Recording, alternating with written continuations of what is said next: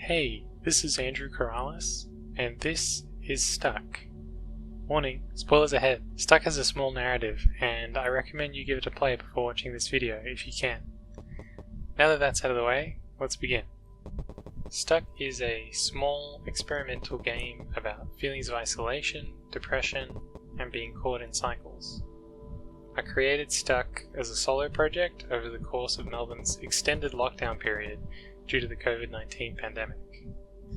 Much of what went into Stuck was inspired directly by my experiences throughout 2020, but also how this year influenced my longer-term struggles with anxiety and depression. From the onset, I felt as though making a game with the subject matter of Stuck that was, in a way, very specifically about my own personal struggles during a time where it would have been broadly relatable to what those of us who normally didn't have those kinds of feelings were going through was a really good idea. It was a chance for me to talk about this stuff sort of in the abstract and allow people to latch on to what I've put in the game with their own interpretation and life experience to colour it. Outside of my own experiences, Stuck was inspired by Bitsy games, and specifically local game maker Cecile Richards' work using Bitsy. Bitsy is a bit hard to explain with just words, but you can think of it as a tiny game engine for making 2D sort of interactive narrative walking sims, with just the arrow keys for both movement and progressing text. The sort of encouraged minimalism of Bitsy, I think, heavily influenced a lot of the decisions when making Stuck, despite it not being a Bitsy game.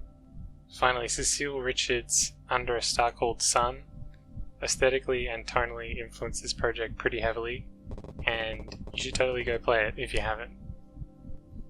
Finally, the state of the project. I think Stuck is in a pretty good state, and anything I might be thinking about adding would likely be small tweaks or tiny additions at best.